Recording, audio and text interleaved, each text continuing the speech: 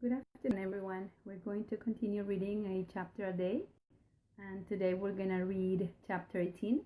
And chapter 18 is entitled The Blessing of the Holy Relationship, and it has 8 sections. The first section is the original error, the second, dreams, and it seems like it's raining very hard around here, so it might be giving us some connection issues. But let's give it to this Holy Spirit. So the third one, the advance into truth. The fourth one, the little willingness. The fifth one, the ladder to heaven. The sixth one, beyond the body. The seventh one, the little garden. The eighth one, the clouds of guilt. So this chapter 18 has 8 sections, and we're going to start reading. It seems like my connection is a little unstable. Hi Dara, how are you? Today we're reading chapter 18. Chapter 18, the blessing of the holy relationship. The first section, the original error. To substitute is to accept instead. If you would but consider exactly what this entails, you would perceive at once how much at variance this is with the goal of the Holy Spirit. Maybe I have to give up a few devices. I don't know. Let me give up. But let me give this up to the Holy Spirit first. So I am here only to be truly helpful. I am here to represent Him who sent me. I do not have to worry about what to say or what to do, because He who sent me will direct me. I am content to be anywhere He wishes, wherever He wishes, knowing He goes there with me. I will heal as I let Him teach me how to heal.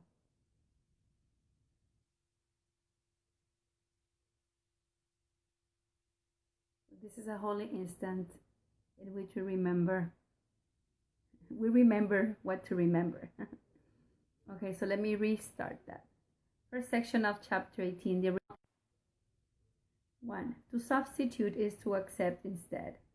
If you would but consider exactly what this entails, you would perceive at once how much at variance this is with the goal the Holy Spirit has given you and would accomplish for you. To substitute is to choose between, renouncing one in favor of the other. For this special purpose, one is thus judged more and the other replaced by Him. The relationship in which the substitution occurred is thus fragmented, and its purpose split accordingly. To fragment is to exclude, and substitution is the strongest defense the ego has for separation. 2. The Holy Spirit never substitutes. Where the ego perceives one person as a replacement for another, the Holy Spirit sees them joined and indivisible. I think I'm going to restart I don't know if it's my device or what it is, but it seems to continue to interrupt. So where the ego perceives one person as a replacement for another, the Holy Spirit sees them joined and indivisible. He does not judge between them, knowing they are one. Being united, they are one because they are the same. Recuerde que Él es uno con Dios. Para que se mantengan conectados en el espíritu. Celular eres yo. Deja de creerte separado y desconectado.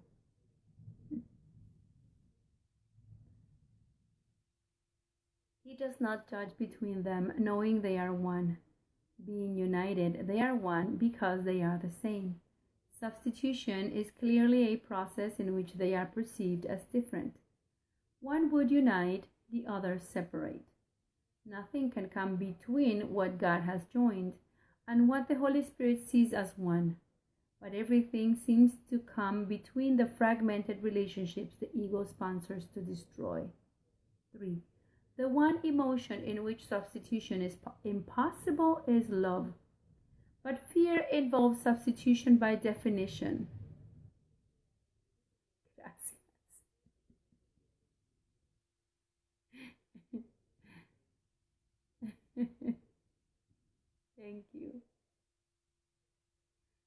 the one emotion in which substitution is impossible is love.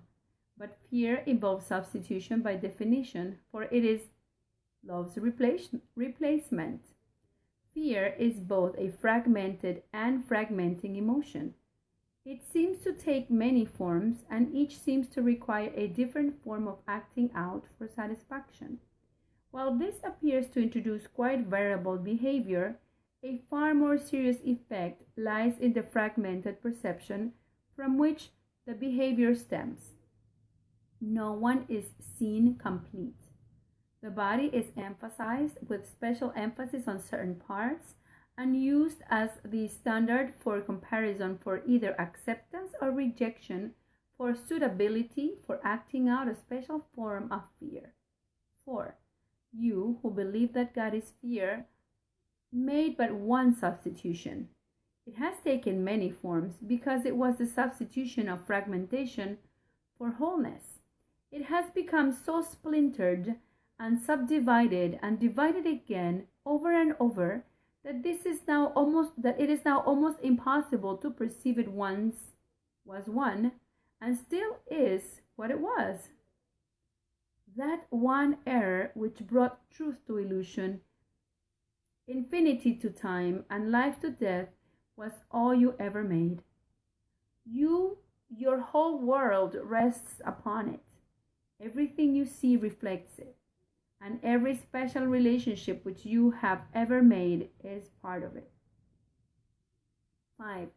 You have expressed surprise at hearing how very different is reality from what you see. You do not realize the magnitude of that one error.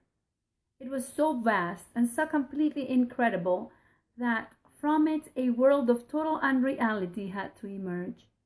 What else would come of it? Its fragmented aspects are fearful enough as you begin to look at them, but nothing you have seen begins to show you the enormity of the original error, which seemed to cast you out of heaven, to shatter knowledge into meaningless bits of disunited perceptions, and to force you to further substitutions. 6. That was the first projection of error outward. The world arose to hide it, and became the screen on which it was projected, and which was drawn between you and truth. For truth extends inward, where the idea of loss is meaningless and only increase is conceivable. Do you really think it strange that a world in which everything is backwards and upside down arose from this? It was inevitable, for truth brought to this could only remain within it. For truth brought to this could only remain within in quiet, and take no part in all the mad projection by which this world was made. So basically, these first 6 paragraphs have explained to us how the split became the world. What was once one thing is now seems to be millions of things. I will highlight this section, these paragraphs, for my personal study. 7.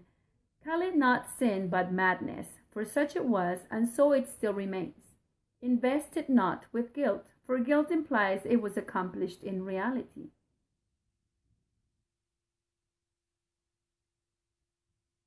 Do not feel guilty because it didn't happen.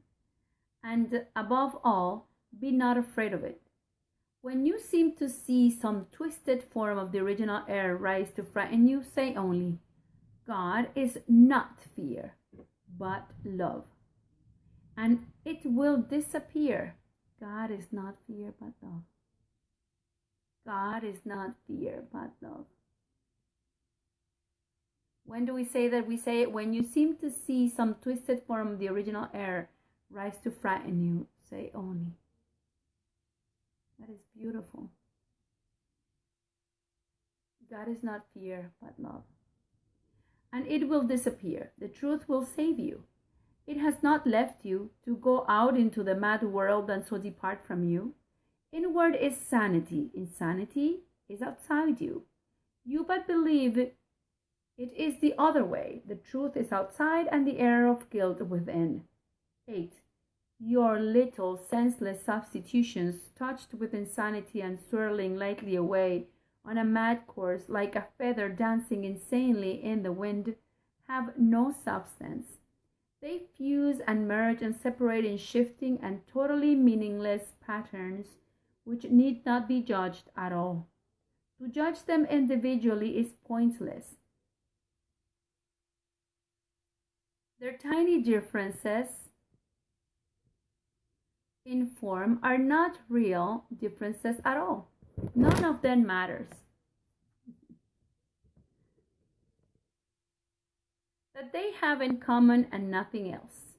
That, the fact that none of them matters, that they have in common and nothing else. But what else is necessary to make them all the same? Let them go. Let them go, dancing in the wind, dipping and turning till they disappear from sight far, far outside you. That is so beautiful. And turn you to the stately calm within, where in holy stillness dwells the living God you never left and who never left you. How beautiful. 9. The Holy Spirit takes you gently by the hand, and retraces with you your mad journey outside yourself, leading you gently back to the truth and safety within. He brings all your insane projections and your wild substitutions which you have placed outside you to the truth. Thus he reverses the course of insanity and restores you to reason. In your relationship, where he has taken charge of everything at your request, he has set the course inward to the truth you share. In the mad world outside you, nothing can be shared but only substituted, and sharing and substituting have nothing in common in reality. 10. Within yourselves, you love each other with a perfect love. Here is holy ground, in which no substitutes can enter, and where only the truth about each other can abide. Here you are joined in God, as much together as you are with Him. The original error has not entered here, nor ever will. Here is the radiant truth to which the Holy Spirit has committed your relationship. Amen. Let Him bring it here where you would have it be. Give Him but a little faith in each other to help Him show you that no substitute you made for heaven can keep you from it. 11. In you there is no separation, and no substitute can keep you from each other. Your reality was God's creation and has no substitute. You are so firmly joined in truth that only God is there, and He could never accept something else instead of you. He loves you both equally and as one, and as He loves you, so you are. You are not joined together by illusions, but in the thought so holy and so perfect that illusions cannot remain to darken the holy place in which you stand together. God is with you, my brothers. Let us join in Him in peace and gratitude, and accept His gift of our most holy and perfect reality that we share in Him. 12. Heaven is restored to all the sonship through your relationship, for in it lies the sonship, whole and beautiful, safe in your love. Heaven has entered quietly, for all illusions have been gently brought in unto the truth in you, and love has shined upon you, blessing your relationship with truth. God and His whole creation have entered it together. How lovely and how holy is your relationship with the truth shining upon it. Heaven beholds it and rejoices that you have let it come to you, and God Himself is glad that your relationship is as it was created. The universe within you stands with you together, and heaven looks with love on what is joined in, along with its Creator. 13. Whom God has called should hear no substitutes. Their call is but an echo of the original air which shattered heaven. For what became of peace in those who heard? Return with me to heaven, walking together out of this world and through another to the loveliness and joy the other holds within it. Would you still farther awaken and break apart what is already broken and hopeless? No. Would you still farther weaken and break apart what is already broken and hopeless? It is here that you would look for, is it here that you would look for happiness? Or would you not prefer to heal what has been broken and join in making whole what has been ravaged by separation and disease? 14. You have been called together to the most holy function that this world contains. It is the only one that has no limits and that reaches out to every broken fragment of the sonship with healing and uniting comfort. This is offered you in your holy relationship. Accept it here, and you will give as you have accepted and received. The peace of God is given you with the glowing purpose in which you join. The holy light that brought you together must extend as you accept it. So we're going to read the second section. I just finished reading the first one, the original air. And I will start reading the second one, dreams and protests against reality. Dreams as protests against reality. So when we protest against reality, we started dreaming, I guess. 1. Does not a world that seems quite real arise in dreams? But think what this world is. It is clearly not the world you saw before you slept. Rather, it is a distortion of the world planned solely around what you would have preferred.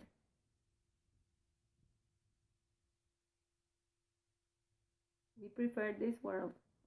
Here you are free, quote unquote, to make over whatever seemed to attack you and change it into a tribute to your ego, which was outraged by the attack. This would not be your wish unless you saw yourself as one with the ego, which always looks upon itself and therefore on you as under attack and highly vulnerable to it. 2. So the ego always sees himself as under attack and vulnerable.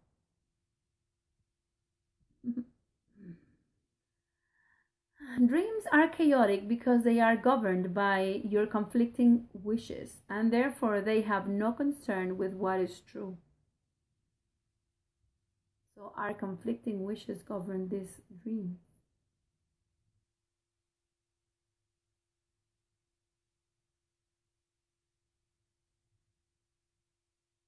They are the best example you could have of how perception can be utilized to substitute illusions for truth. You do not take them seriously on awakening because the fact that in them reality is so outrageously violated becomes apparent. Yet they are a way of looking at the world and changing it to suit the ego better. They provide striking examples both of the ego's inability to tolerate reality and your willingness to change reality on its behalf.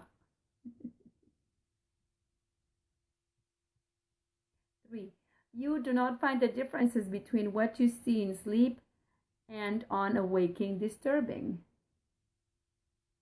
You recognize that what you see on awaking is blotted out in dreams, yet on awakening you do not expect it to be gone. In dreams, you arrange everything. In dreams, you arrange everything. People become what you would have them be, and what they do, you order. Wow. This is, we arrange everything in our dreams. No limits on substitution are laid upon you for a time. It seems as if the world were given you. For a time, it seems as if the world were given you to make it what you will. You do not realize that you are attacking it, trying to triumph over it and make it serve you. 4. Dreams are perceptual temper tantrums in which you literally scream, "I want it, thus!"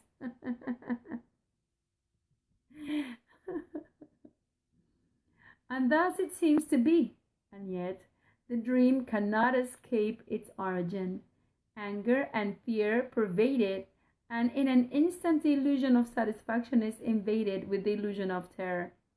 For the dream of your ability to control reality by substituting a world that you prefer is terrifying. Your attempts to blot out reality are very fearful, but this you are not willing to accept. And so you substitute the fantasy that reality is fearful, not what you would do to it, and thus is guilty made real. 5. Dreams show you that you have the power to make a world as you would have it, and that because you want it, you see it. And while you see it, you do not doubt that it is real. Yet here is a world clearly within your mind, that seems to be outside. You do not respond to it as though you made it, nor do you realize that the emotions which the dream produces must come from you. It is the figures in the dreams and what they do that seem to make the dream. You do not realize that you are making them act out for you, for if you did, the guilt would not be theirs, and the illusion of satisfaction would be gone. 6. In dreams, these features are not obscure. You seem to waken, and the dream is gone, but what you fail to recognize is that what caused the dream has not gone with it. Your wish to make another world that is not real remains with you. And what you seem to wake to is but another form of this same world you see in dreams. All your time is spent in dreaming. All your time. Wow. And what you see to wake, and what you seem to wake to is but another form of the same world you see in dreams. All your time is spent in dreaming. Your sleeping and your waking dreams have different forms. And that is all. Their content is the same. They are your protest against reality and represent your fixed and insane wish to change it. They're crazy.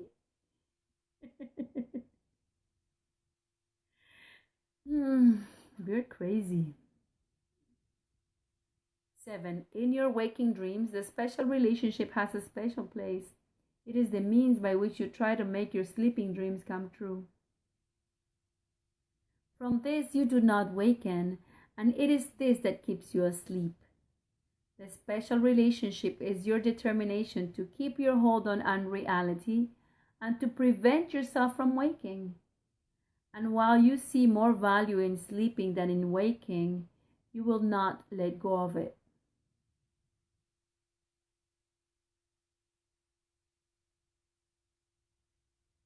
8. The Holy Spirit, ever practical in His wisdom, accepts your dreams and uses them as means for waking.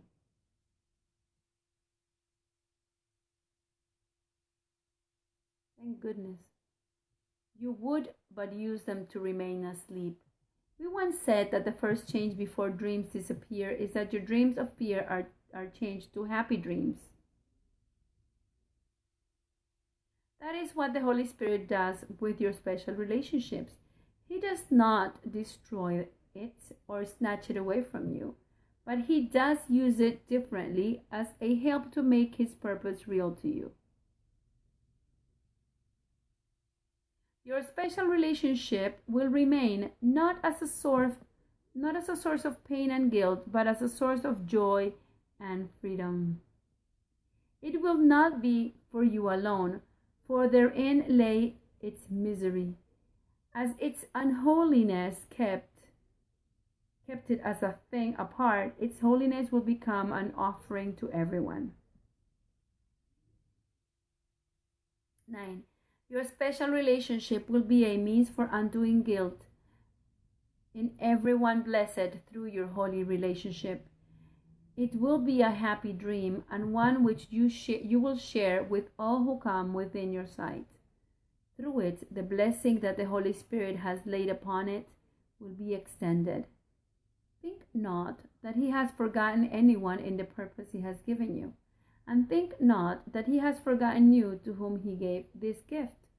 He uses everyone who calls on Him as means for the salvation of everyone, and He will waken everyone through you who offered your relationship to Him.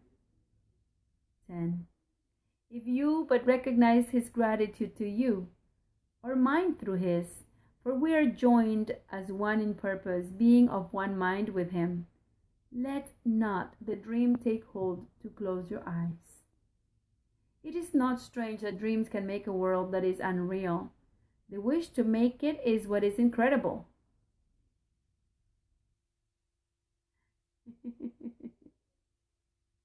Your relationship has become one in which the wish has been removed, because its purpose has been changed from one of dreams to one of truth.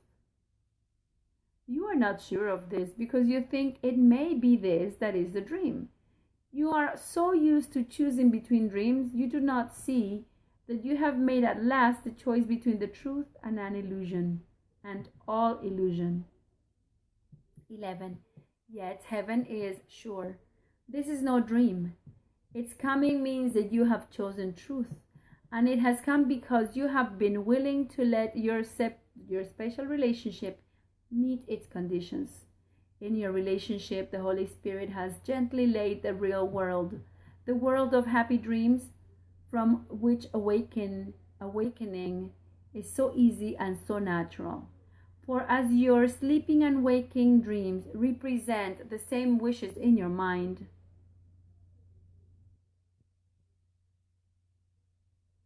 so do the real world and the truth of heaven join in the will of God. The dream of waking is easily transformed into its reality, for this dream comes from your will joined with the will of God, and what this will would have you accomplished, and what this will would have you accomplished has never not been done. I'm going to start reading the third section. I'm reading chapter 18, that is entitled The Blessing of the Holy Relationship. Excuse me. I read the first section, the original error.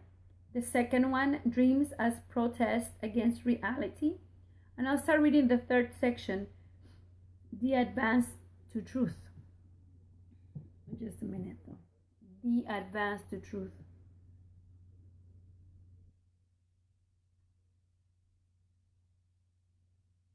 Thank you. You who have spent your lives in bringing truth to illusion, reality to fantasy, have walked the way of dreams. For you have gone from waking to sleeping, and on to a yet deeper sleep. Each dream has led to other dreams, and every fantasy that seemed to bring a light into the darkness, but made the darkness deeper. Your goal was darkness in which no ray of light could enter, and you sought a blackness so complete that you could hide from truth forever in complete insanity. What you forgot was simply that God cannot destroy Himself. The light is in you. Darkness can cover it, but cannot put it out. It's beautiful too. As the light comes nearer, you will rush to darkness, shrinking from the truth, sometimes retreating to the lesser forms of fear, and sometimes to stark terror. But you will advance because your goal is the advance from fear to truth. You know this. The goal which you accepted is the goal of knowledge for which you signified your willingness. Fear seems to live in darkness.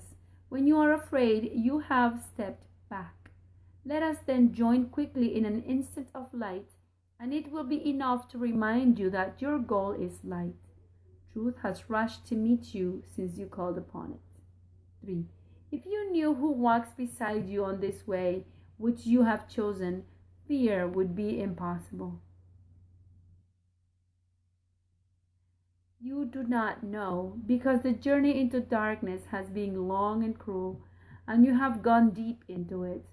The little flicker of your eyelids, closed so long, has not yet been sufficient to give you confidence in yourselves so long despised. You go toward love, still hating and terribly afraid of its judgment upon you. And you do not realize that you are not afraid of love, but only of what you made of it. 4. You are advancing to love's meaning and away from illusions in which you have surrounded it. When you retreat to the illusions, your fear increases, for there is little doubt that what you think it means is fearful. But what is that to us who travel surely and very swiftly away from fear? You who hold each other's hands also hold mine, for when you joined each other, you were not alone. That is so beautiful. You who hold each other's hand also hold mine, for when you joined each other, you were not alone. Do you believe that I would leave you in the darkness you agreed to live with me?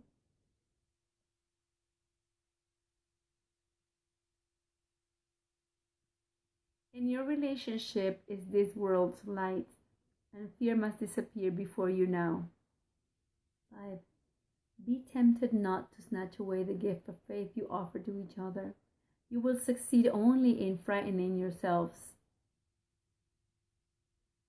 The gift is given forever, for God Himself received it. You cannot take it back.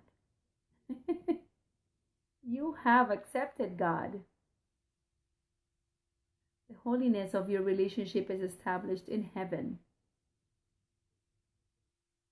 You do not realize what you accepted, but remember that your understanding is not necessary. All that was necessary was merely the wish to understand. That wish was the desire to be holy. The will of God is granted you, for you desire the only thing you ever had or ever were. 6. Each instant that we spend together will teach you that this goal is possible and will strengthen your desire to reach it. And in your desire lies its accomplishment. Your desire is now in complete accord with all the power of the Holy Spirit's will. Not little faltering footstep that you may take can separate your desire from His will and from His strength. I hold your hand as surely as you agree to take each other's. You will not separate, for I stand with you and walk with you in your advance to truth. And where we go, we carry God with us. 7. In your relationship, you have joined with me in bringing heaven to the Son of God, who hid in darkness. You have been willing to bring the darkness to light, and this willingness has given strength to everyone who would remain in darkness. Those who would see will see, and they will join with me in carrying their light into the darkness when the darkness in them is offered to the light and is removed forever. My need for you joined with me in the holy light of your relationship is your need for salvation.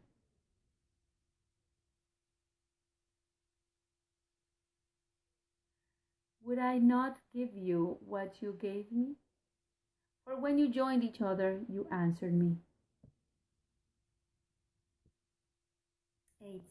You who are now the bringers of salvation have the function of bringing light to darkness. The darkness in you has been brought to light. Carry it back to darkness from the holy instant to which you brought it. We are made whole in our desire to make whole. Let not time worry you, for all the fear that you experience is really past. Time has been readjusted to help us do together what your separate pasts would hinder. You have gone past fear, for no two minds can join in the desire for love without love's joining them. 9. Not one light in heaven but goes with you. Not one ray that shines forever in the mind of God but shines on you. Heaven is joined with you in your advance to heaven. When such great light has joined with you to give the little spark of your desire the power of God Himself, can you remain in darkness? You are coming home together after a long and meaningless journey which you undertook apart and which led nowhere. You have found each other and will light each other's way. And from this light will the great rays extend back into darkness and forward unto God, to shine away the past and so make room for His eternal presence, in which everything is radiant in the light. So I want to read the 4th section. I am reading chapter 18, The Blessing of the Holy Relationship, and I've read 3 sections. The first one, the original error. The second one, dreams as protest against reality. The third one, the advance of truth. And we're going to start reading the 4th one, the little willingness. The little willingness. 1. The holy instant is the result of your determination to be holy. It is the answer. The desire to have it and the willingness to let it come precede its coming. You prepare your mind for it only to the extent of recognizing that you want it above all else. It is not necessary that you do more. Indeed, it is necessary that you realize that you cannot do more. Do not attempt to give the Holy Spirit what He does not ask, or you will add the ego onto Him and confuse the two. He asks but little. It is He who adds the greatness and the might. He joins with you to make the holy instant far greater than you can understand. It is your realization that you need do so little that enables Him to give so much. 2. Trust not your good intentions.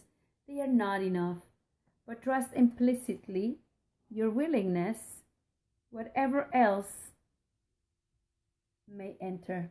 Concentrate only on this, and be not disturbed that shadows surround it. That is why you came. If you could come without them, you would not need the holy instant.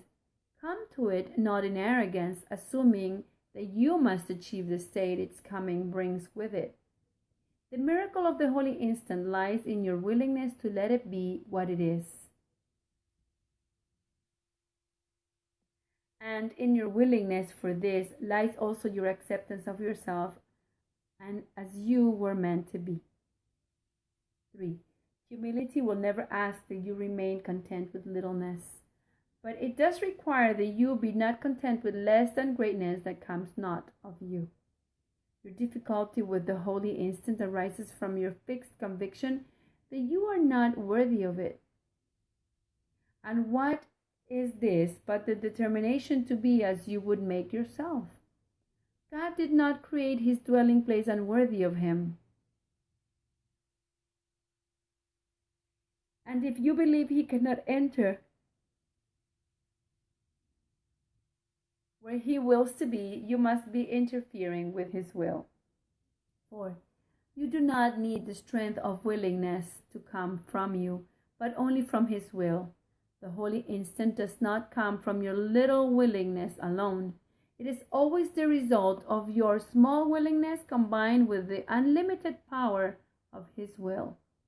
You have been wrong in thinking that it is needful to prepare yourself for Him. It is impossible to make arrogant preparations for holiness and not believe that this is up to you. It is impossible to make arrogant preparations for holiness and not believe that it is up to you to establish the conditions for peace. 5. God has established them. They do not wait upon your willingness for what they are. Your willingness is needed only to make it possible to teach you what they are. If you maintain you are unworthy of learning this, you are interfering with the lesson by believing that you must make the learner different. You did not make the learner, nor can you make him different. Would you first make a miracle of yourself and then expect one to be made for you? You merely ask the question. The answer is given. Seek not to answer it, but merely to receive the answer as it is given. 6. In preparing for the holy instant, do not attempt to make yourself holy to be ready to receive it. That is but to confuse your role with Him. I'm going to reread that. In preparing for the holy instant, do not attempt to make yourself holy to be ready to receive it. That is but to confuse your role with His. Atonement cannot come to those who think that they must first atone, but only to those who offer nothing more than the simple willingness to make way for it. Purification is of God alone, and therefore for you. Rather than seek to prepare yourself for Him, try to think thus. I, who am host to God, am worthy of Him. I, who am host to God, am worthy of Him. He who established His dwelling place in me created it as He would have it be. It is not needful that I make it ready for Him, but only that I do not interfere with His plan to restore me my own awareness of my readiness, which is eternal. I need add nothing to His plan, but to receive it. I must be willing not to substitute my own in place of it. And that is all. Add more, and you will merely take away the little that is asked. Remember that you made guilt, and that your plan for the escape from guilt has been to bring atonement to it and make salvation fearful. And it is only fear that you will add if you prepare yourself for love. The preparation for the holy instant belongs to Him who gives it. Release yourself to Him whose function is release. Do not assume His function for Him. Give Him but what He asks, that you may learn how little is your part and how great is His. How little is my part and how great is His. 8. It is this that makes the holy instant so easy and so natural. You make it difficult because you insist there must be more that you must do. You make it difficult because you insist there must be more that you must do. You find it hard to accept the idea that you need give so little to receive so much. It is very difficult for you to realize that it is not personally insulting that your contribution and the Holy Spirit's are so extremely disproportionate. You are still convinced your understanding is a powerful contribution to the truth and makes it what it is. Yet we have emphasized that you need understand nothing.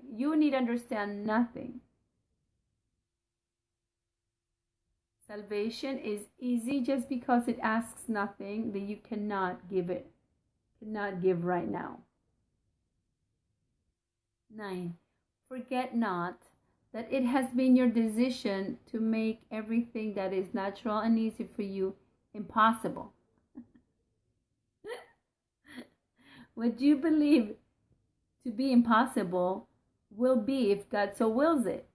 But you will remain quite unaware of it. If you believe the holy instant is difficult for you, it is because you have become the arbiter of what is possible and remain unwilling to give place to one who knows. The whole belief in orders of difficulty and miracles is centered on this. Everything God wills is not only possible but has already happened. And that is why the past has gone. It never happened in reality. Only in your own mind, which thought it did, is its undoing needful. I'll start reading the 5th section out of 8. So we're reading chapter 18, the blessing of the holy relationship, and we read 4 sections. The first one, the original error. The second one, dreams as protest against reality. The third one, the advance of truth. The fourth one, the little willingness. And I'm going to start reading the 5th one, the ladder to heaven.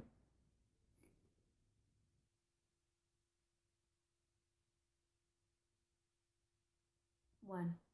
Prepare you not for the undoing of what never was. If you already understood the difference between truth and illusion, atonement would have no meaning. This is water.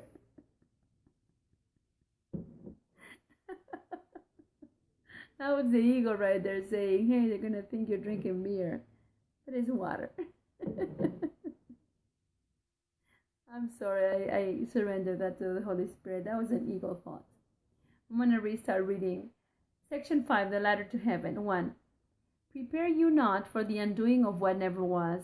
If you already understood the difference between truth and illusion, atonement would have no meaning.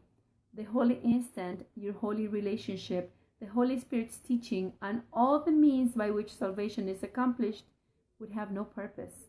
For they are all but aspects of the plan to change your dreams of fear to happy dreams, from which you waken easily to knowledge.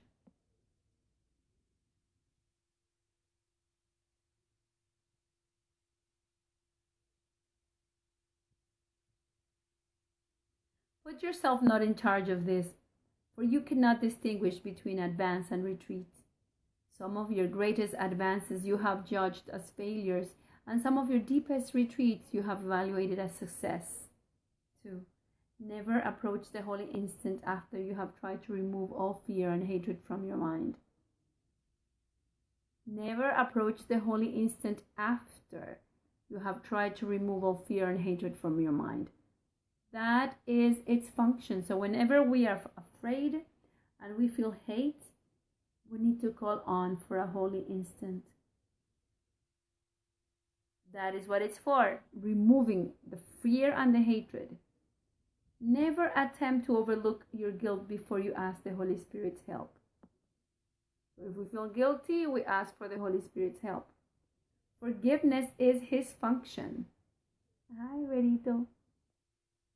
Your part is only to offer Him a little willingness to let Him remove all fear and hatred and to be forgiven.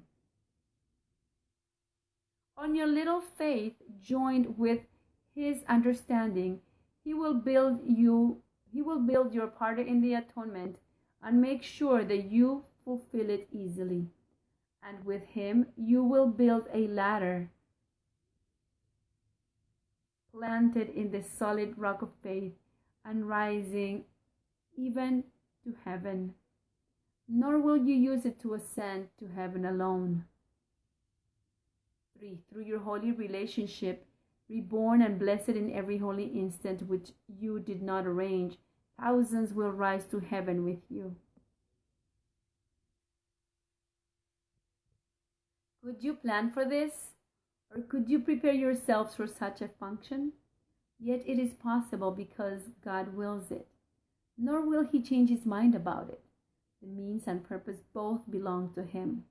You have accepted one, the other will be provided. A purpose such as this without the means is inconceivable. He will provide the means to anyone who shares His purpose. For happy dreams come true, not because they are dreams, but only because they are happy. So cute. Happy dreams come true, not because they are dreams, but because they are happy. And so they must be loving. Their message is thy will be done, and not, I want it otherwise. The alignment of means and purpose is an undertaking impossible for you to understand. You do not even realize you have accepted the Holy Spirit's purpose as your own, and you would merely bring unholy means to its accomplishment. The little faith needed to change the purpose is all that is required to receive the means and use them. 5. It is no dream to love your brother as yourself, nor is your holy relationship a dream. All that remains of dreams within it is that it is still a special relationship. Yet it is very useful to the Holy Spirit, who has a special function here. It will become the happy dream through which he can spend joy to thousands on thousands who believe that love is fear, not happiness. Let him fulfill the function that he gave to your relationship by accepting it for you, and nothing will be wanting that would make of it what he would have it be. 6. When you feel the holiness of your relationship is threatened by anything, stop instantly and offer the Holy Spirit your willingness, in spite of fear, to let him exchange this instant for the Holy One which you would rather have. When you feel the holiness of your relationship be threatened, he will never fail in this. But forget not that your relationship is one, and so it must be that whatever threatens the peace of one is an equal threat to the other. The power of joining and its blessing lie in the fact that it is now impossible for either of you to experience fear alone or to attempt to deal with it alone. Never believe that this is necessary or even possible. 7. But just as this is impossible, so it is equally impossible that the holy instant come to either of you without the other. It is equally impossible that the holy instant come to either of you without the other. And it will come to both at the request of either.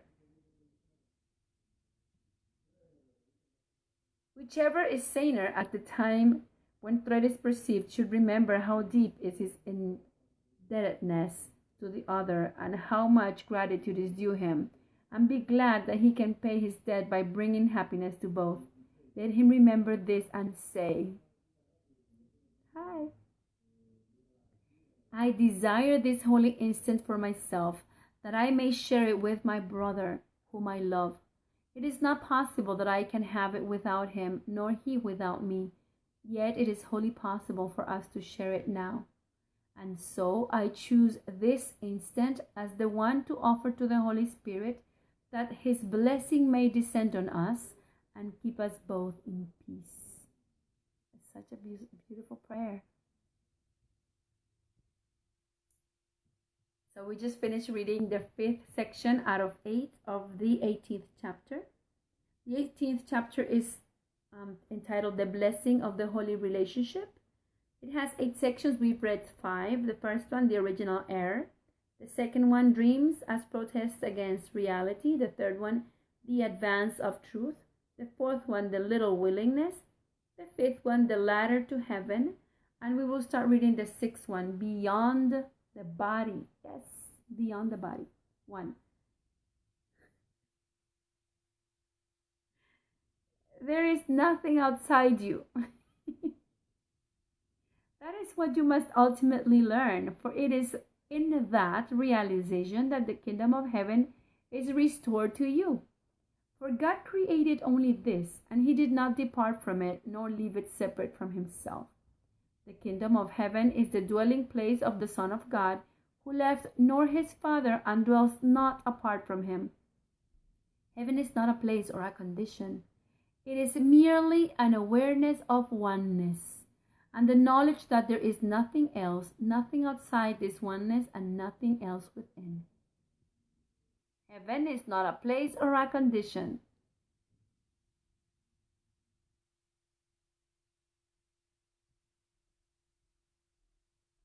It is merely an awareness of perfect oneness, and the knowledge that there is nothing else, nothing outside this oneness, and nothing else within. 2. What could God give but knowledge of himself? What else is there to give? The belief that you could give and get something else, something outside yourself, has cost you the awareness of heaven and the knowledge of your identity. And you have done a stranger thing than you yet realize. You have displaced your guilt to your body from your mind. Yet, a body cannot be guilty, for it can do nothing of itself. You who think you hate your body deceive yourself. You hate your mind, for guilt has entered into it, and it would remain separate, which it cannot do.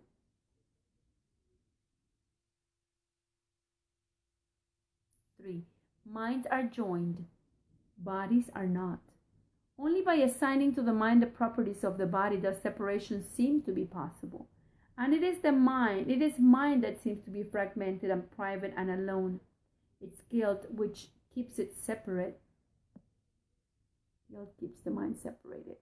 It's projected to the body, which suffers and dies because it is attacked, to hold the separation in the mind and let it not know its unity. Mind cannot attack. But it can't make fantasies and direct the body to act them out.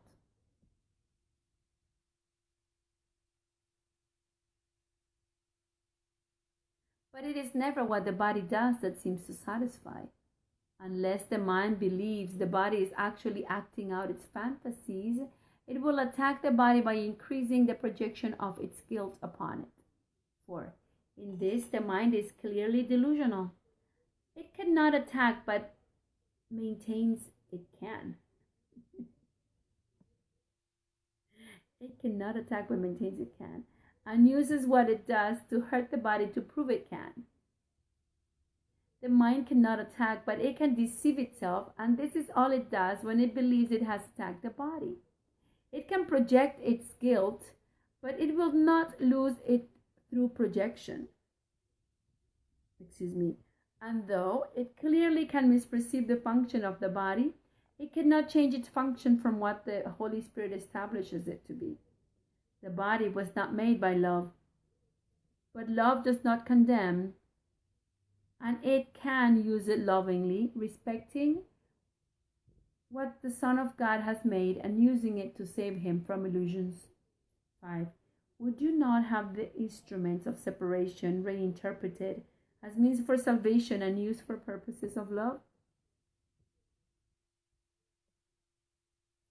Would you not welcome and support the shift from fantasies to vengeance, fantasies of vengeance to the hope of release from them? Your perception of the body can clearly be sick, but project this not upon the body. Your perception of the body can clearly be sick, but project this not upon the body.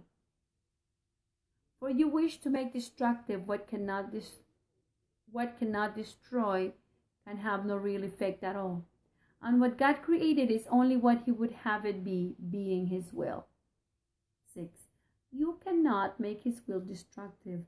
You can make fantasies in which your will conflicts with his, but that is all.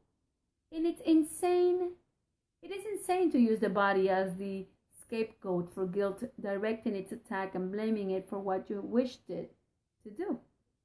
It is impossible to act out fantasies, for it is still the fantasies you want, and they have nothing to do with what the body wants. It does not dream of them, and they but make it a liability where it could be an asset. For fantasies have made the body your enemy, weak, vulnerable, and treacherous, worthy of the hate which you invest in it.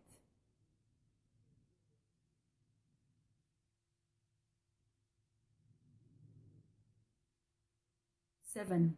How has this served you? You have identified with this thing you hate, the instrument of vengeance and the perceived source of your guilt. We hate our body. We want to revenge.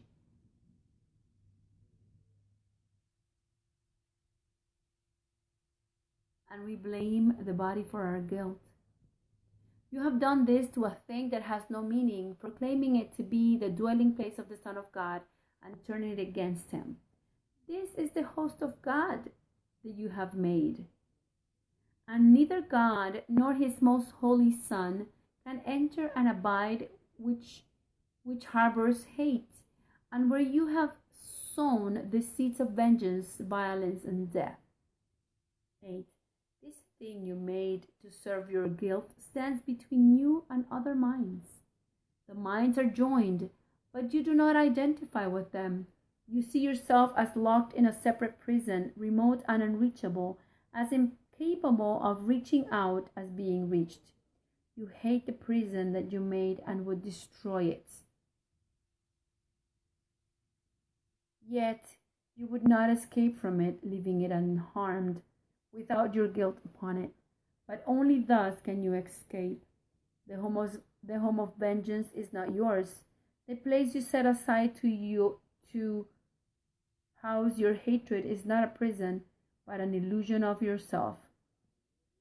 The home of vengeance is not yours. The place you set aside to house your hatred is not a prison, but an illusion of yourself. 9. The body is a limit imposed on the universal communication, which is an eternal property of mind. But the communication is internal.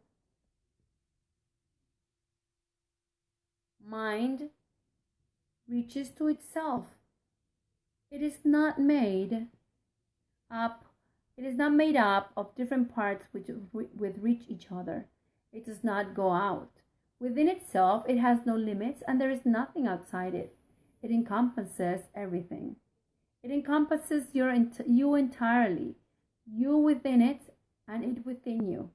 There is nothing else, anywhere or ever. The body is outside you and seems to surround you, shutting you off from others and keeping you apart from them, and then from you, and them from you. 10. It is not there. There is no barrier between God and his Son, nor can his Son be separated from himself except in illusion. This is not his reality, though he believes in it. Yet this could only be if God were wrong. God would have had to create differently and to have separated himself from his Son to make this possible. He would have had to create different things and to establish different orders of reality, only some of which were love. Yet love must be forever like itself, changeless forever, and forever without alternative. And so it is. 11. You cannot put a barrier around yourself because God placed none between himself and you. Your hand can stretch out and reach to heaven. You whose hands are joined have begun to reach beyond the body, but not outside yourselves, to reach your shared identity together. Could this be outside you, where God is not? Is he a body, and did he create you as he is not, and where he cannot be? You are surrounded only by him. What limits can there be on you whom he encompasses? 12. Everyone has experienced what he would call a sense of being transported beyond himself. This feeling of liberation far exceeds the dream of freedom sometimes experienced in this special relationship. It is a sense of actual escape from limitations. If you will consider what this transportation, quote-unquote, really entails, you will realize that it is a sudden unawareness of the body and a joining of yourself in something else, in which your mind enlarges to encompass it. It becomes part of you as you unite with it, and both become whole as neither is perceived as separate. 13. What really happens is that you have given up the illusion of a limited awareness and lost your fear of union. The love that instantly replaces it extends to what has freed you and unites you with it. And while this lasts, you are not uncertain of your identity and could not limit it. You have escaped from fear to peace, asking no questions of reality, but merely accepting it. You have accepted this instead of the body, and have let yourself be one with something beyond it, simply by not letting your mind be limited by it. 14.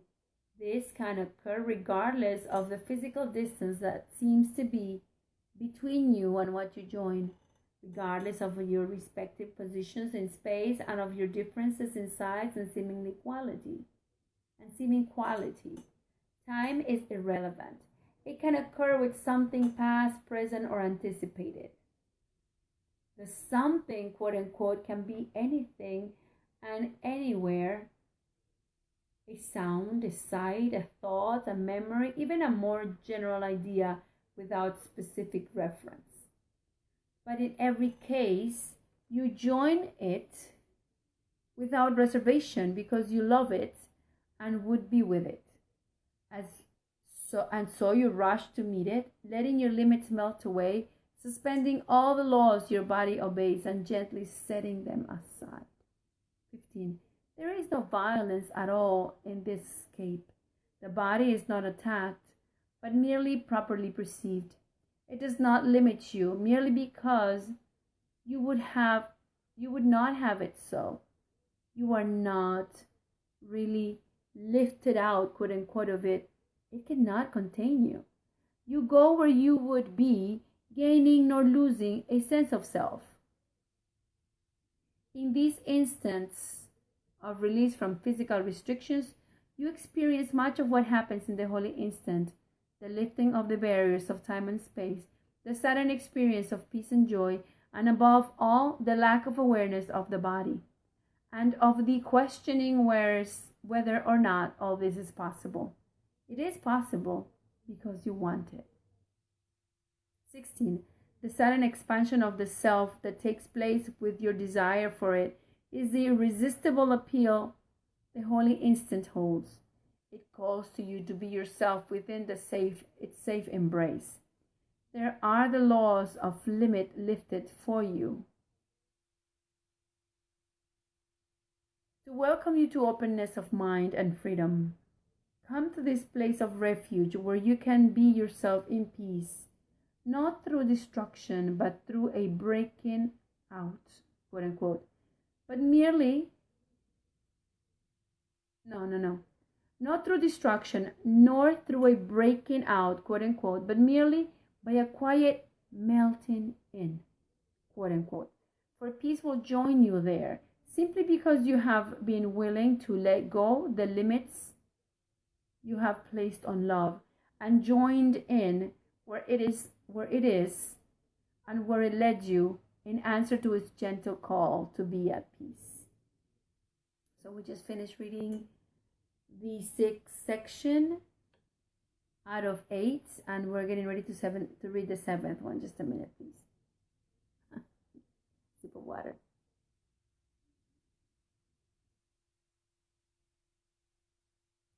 Thank you. So I'm reading chapter 18. Chapter 18 is entitled The Blessing of the Holy Relationship. And the first section is the holy error. The second one, dreams as protest against reality.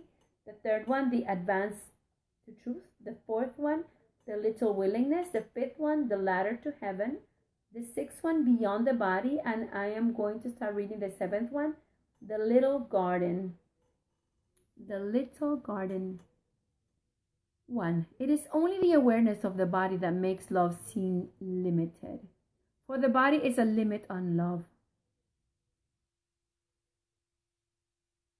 The belief in limited love was its origin, and it was made to limit the unlimited.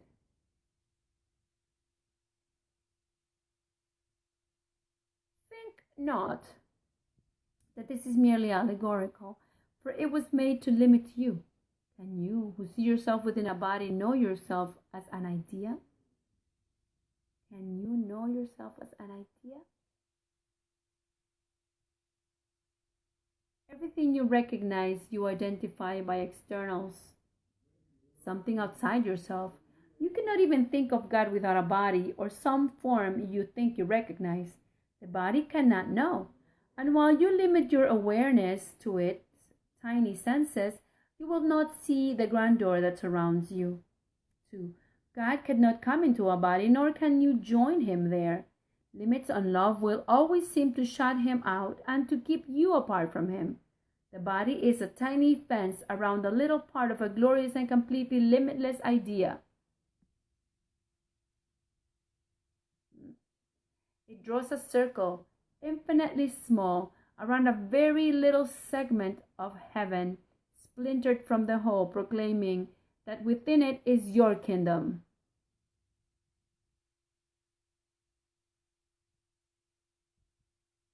Where God cannot enter. Within this kingdom, the ego rules uncruelly, and to defend this little speck of dust, it bids you fight against the universe. Well, 3. This fragment of your mind is such a tiny part of it that could you but appreciate the whole, you would see instantly that it is like the smallest sunbeam. It is like the smallest sunbeam is to the sun, or like the faintest ripple on the surface of the ocean. In its amazing arrogance, this tiny sunbeam has decided it is the sun.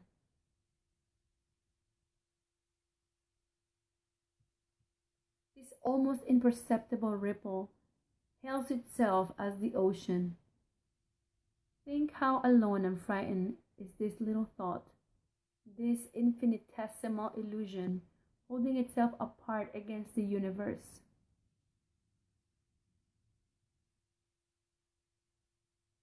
The sun becomes the sunbeam's enemy, which would devour it, and the ocean terrifies the little ripper and wants to swallow it. 4. Yet neither sun nor ocean is even aware of all this strange and meaningless activity. They merely continue, unaware that they are feared and hated by a tiny segment of themselves. Even that segment is not lost to them, for it could not survive apart from them. And what it thinks it is in no way changes its total dependence on them for its being.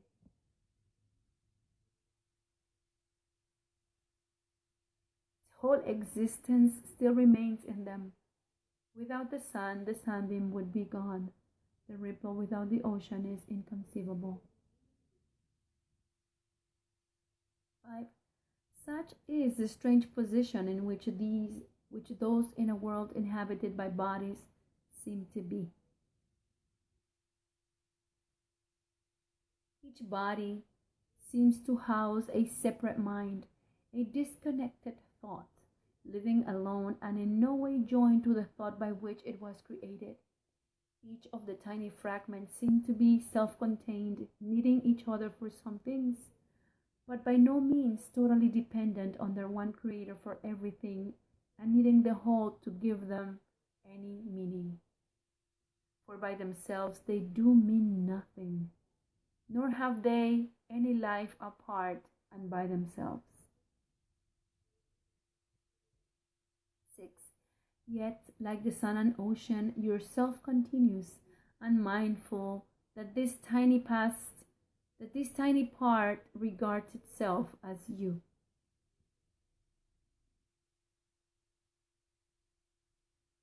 It is not missing.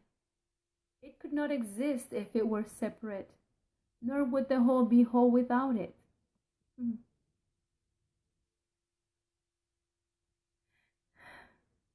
It is not separate. It is not a separate kingdom, ruled by an idea of separation from the rest. Nor does a fence surround it, preventing it from joining with the rest and keeping it apart from its creator. This little aspect is no different from the whole, being continuous with it and at one with it. It leads no separate life, because its life lies in the oneness in which its being was created.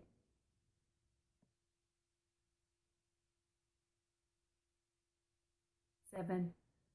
Do not accept this little fenced-off aspect as yourself. The sun and the ocean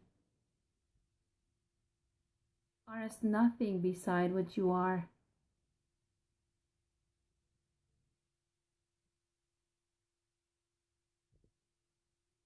The sunbeam sparkles only in the sunlight, and the ripple dances as it rests upon the ocean.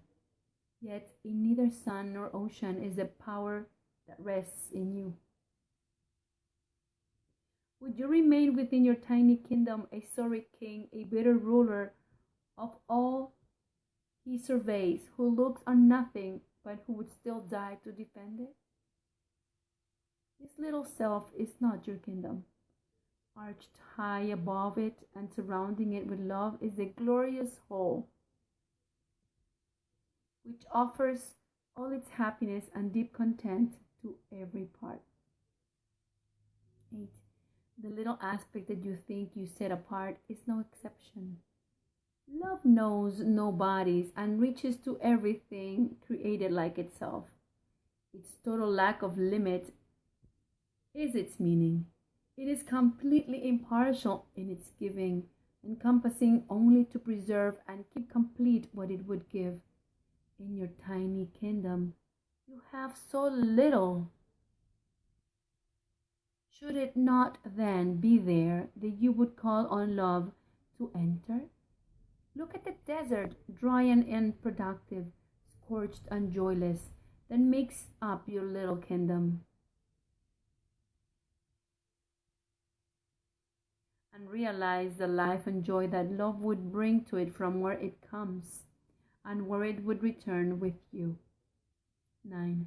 The thought of God surrounds your little kingdom, waiting at the barrier you built to come in and shine upon the barren ground.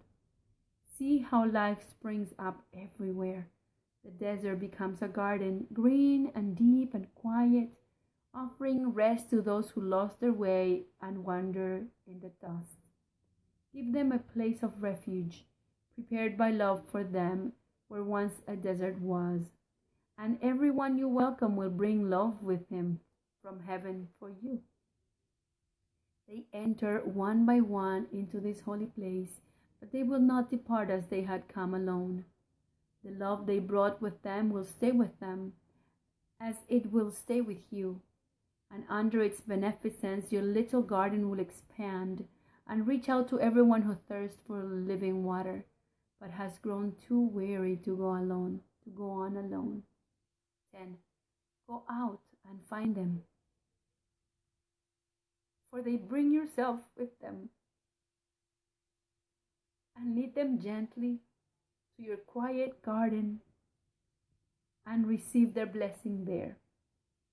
So will it grow and stretch across the desert, leaving no lonely little kingdoms locked away from love and leaving you outside. And you will recognize yourself and see your little garden gently transformed into the kingdom of heaven, with all the love of its creator shining upon it. 11. The holy instant is your invitation to love to enter into your bleak and joyless kingdom and transform it into a garden of peace and welcome. Love's answer is inevitable. It will come because you came without the body and interposed no barriers which would interfere with its glad coming. In the holy instant, you ask of love only what love offers everyone, neither less nor more. Asking for everything, you will receive it. And your shining self would lift the tiny aspect that you try to hide from heaven straight into heaven. No part of love calls on the whole in vain.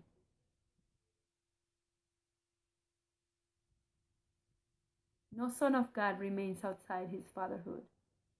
12. Be sure of this. Love has entered your special relationship and entered fully at your weak request. You do not recognize that love has come because you have not yet let go of all the barriers you hold against each other. And you will not be able to give love welcome separately. You could no more know God alone than he knows you without your brother. But together, You could no more be unaware of love, that love could know you not or fail to recognize itself in you. 13. You have reached the end of an ancient journey, not realizing yet that it is over. You are still worn and tired, and the desert's dust still seems to cloud your eyes and keep you sightless. Yet he whom you welcomed has come to you and would welcome you. He has waited long to give you this. Receive it not of him, for he would have you know him. Receive it now of him, for he would have you know him. Only a little wall of dust still stands between you. Blow on it lightly and with happy laughter, and it will fall away. And walk into the garden love has prepared for both of you. Only a little wall of dust still stands between you. Blow on it lightly and with happy laughter, and it will fall away. And walk into the garden love has prepared for both of you. What a beautiful section. So I'm reading chapter 18, The Blessing of the Holy Relationship. We've read 7 of the 8 sections. The first one, the original error. The second one, dreams as protests against reality. The third one, the advance of truth. The fourth one, the little willingness. The fifth one, the ladder to heaven. The sixth one, beyond the body. The seventh one, the little garden. And we're going to read the last section, the 8th one, the clouds of guilt. The clouds of guilt. 1. You have been told to bring the darkness to the light and guilt to holiness. And you have also been told that error must be corrected at its source. Therefore, it is the tiny part of yourself, the little thought that seems split off and separate, that the Holy Spirit needs. The rest is fully in God's keeping and needs no guide. But this wild and delusional thought needs help. Because in its delusions, it thinks it is the Son of God, whole and omnipotent, sole ruler of the kingdom it's set apart to tyrannize by madness into obedience and slavery. 2. This is the little part of you that you think you stole from heaven. Give it back to heaven. Heaven has not lost it, but you have lost sight of heaven. Let the Holy Spirit remove it from the withered kingdom in which you set it up, surrounded by darkness, guarded by attack, and enforced by hate. Within its barricades is still a tiny segment of the Son of God, complete and holy, serene and unaware of what you think surrounds it. Be you not separate, for the one who does surround it has brought union to you, returning your little offering of darkness to the eternal light. 3. How is this done? It is extremely simple.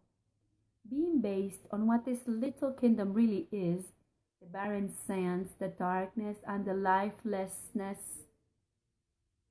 are seen only through the body's eyes. Its vision is distorted, and the messages it transmits to you who made it to limit your awareness are little and limited, and so fragmented that they are meaningless. From the world of bodies made by insanity, insane messages seem to be returned to the mind which made it, and these messages bear witness to the world, pronouncing it as true. For you sent forth those messengers to bring this back to you. 4. Everything these messages relay to you is quite external. There are no messages that speak of what lies underneath, for it is not the body that could speak of this. Its eyes perceive it not. Its senses remain quite unaware of it. Its tongue cannot relay its messages. Yet God can bring you there if you are willing to follow the Holy Spirit through seeming terror, trusting Him not to abandon you and leave you there. For it is not His purpose to frighten you, but only yours. You are severely tempted to abandon him at the outside ring of fear, but he would lead you safely through and far beyond. Oh.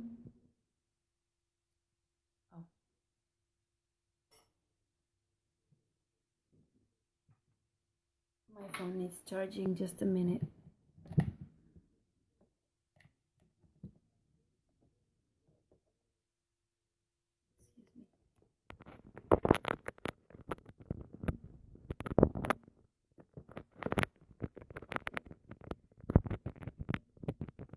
There we go. Okay. Sorry.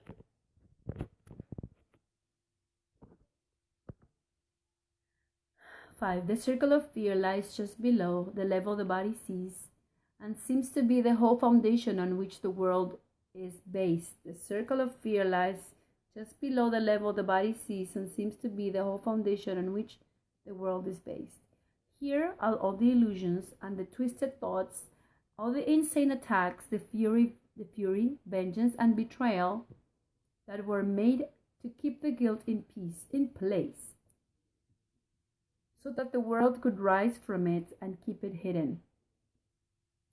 Its shadow rises to the surface enough to hold its most external manifestation in darkness, and to bring despair and loneliness to it and keep it joyless.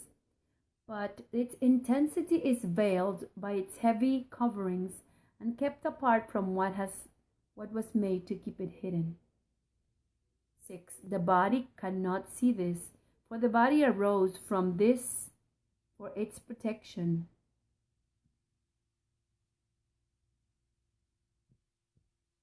Which must always depend on keeping it not seen. The body's eyes will never look on it, yet they will see what it dictates. The body will remain guilt's messenger and will act as it directs, as long as you believe that guilt is real. For the reality of guilt is the illusion which seems to make it heavy and opaque, impenetrable, and a real foundation for the ego's thought system. Its thinness and transparency are not apparent until you see the light behind it, and then you see it as a fragile veil before the light. 7. Thus, this heavy seeming barrier, this artificial floor that looks like rock, is like a bank of low dark clouds that seems to be a solid wall before the sun. Its impenetrable appearance is wholly an illusion. It gives way softly to the mountain tops that rise above it and has no power at all to hold back anyone willing to climb above it to see the sun. It is not strong enough to stop a button's fall. It is not strong enough to stop a button's fall, nor hold a feather. Nothing can rest upon it, for it is but an illusion of a foundation. Try but to touch it, and it disappears. Attempt to grasp it, and your hands hold nothing. 8.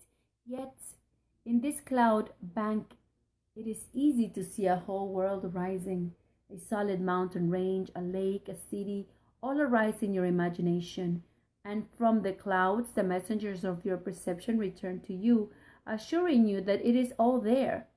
Figures stand out and move about, actions seem real, and forms appear and shift from loveliness to the grotesque. And back and forth they go, as long as you would play the game of children's make-believe. Yet, however long you play it, and regardless of how much imagination you bring to it, you do not confuse it with the world below, nor seek to make it real. 9. So should it be with the dark clouds of guilt, no more impenetrable and no more substantial. You will not bruise yourself against them in traveling through.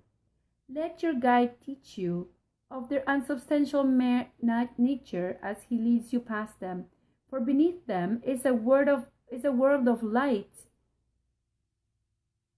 whereon they can cast no shadows. Their shadows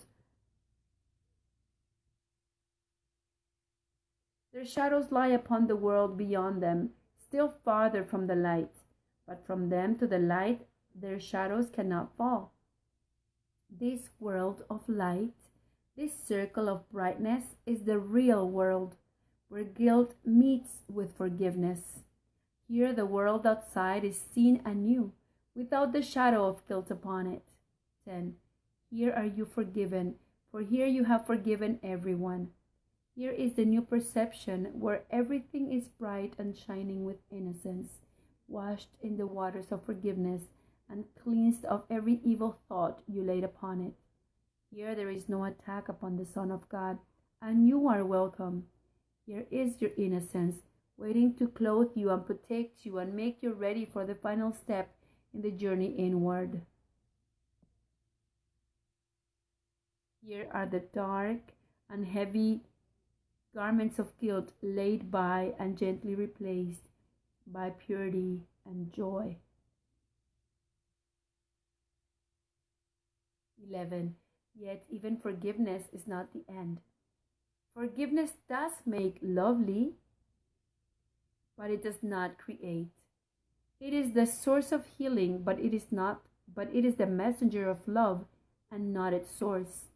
Here you are led that God himself can take the final step unhindered. For here does nothing interfere with love, letting it be itself. A step beyond this holy place of forgiveness, a step still farther inward, but you cannot take. A step beyond this holy place of forgiveness, a step still farther inward, but one you cannot take, transports you to something completely different. Here is the source of light, nothing perceived, not forgiven or transformed, but merely known. 12. This course will lead to knowledge, but knowledge itself is still beyond the scope of the curriculum. This course will lead to knowledge, but knowledge itself is still beyond the scope of our curriculum. Nor is there any need for us to try to speak of what must forever lie beyond words. We need remember only that whoever attains the real world beyond which learning cannot go, will go beyond it, but in a different way. While learning ends, there God begins, for learning ends before him who is complete where he begins and where there is no end. 13. It is not for us to dwell on what cannot be attained. There is too much to learn. The readiness for knowledge still must be attained. Love is not learned. Its meaning lies in itself, and learning ends when you have recognized all it is not. That is the interference. That is what needs to be undone.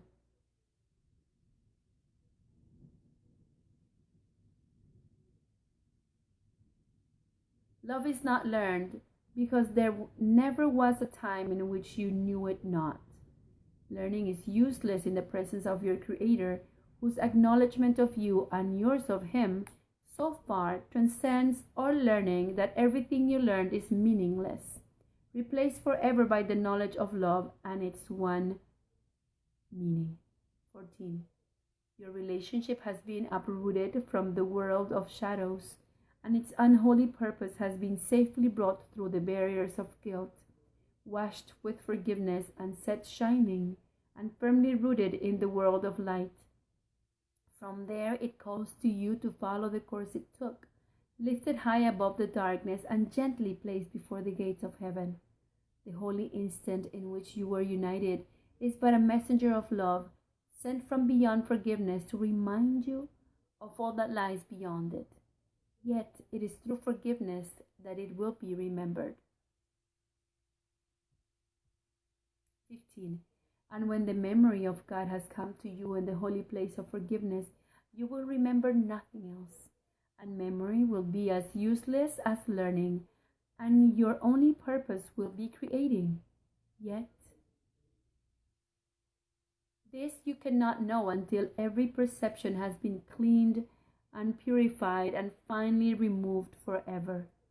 Forgiveness removes only the untrue, lifting the shadows from the world and carrying it safe and sure within its gentleness to the bright world of new and clean perception. There is your purpose now, and it is there that peace awaits you. And that is the end of chapter 18, the blessing of the holy relationship. And we've read its 8 sections. The first one, the original error. The second one, dreams as protest against reality. The third one, the advance of truth. The fourth one, the little willingness. The fifth one, the ladder to heaven. The sixth one, beyond the body. The seventh one, the little garden. The eighth one, the clouds of guilt. This chapter is a must study. It tells us how the separation apparently we seem to think, what we are and what we think we are, and how our holy relationships will bring us out of this insane world and take us to the real world, which will be translated into knowledge. Thank you. Tomorrow we'll continue reading chapter 19. Chapter 19 is entitled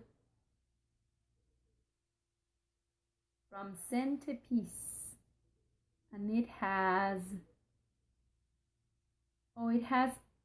4 sections and then A, B, C, D.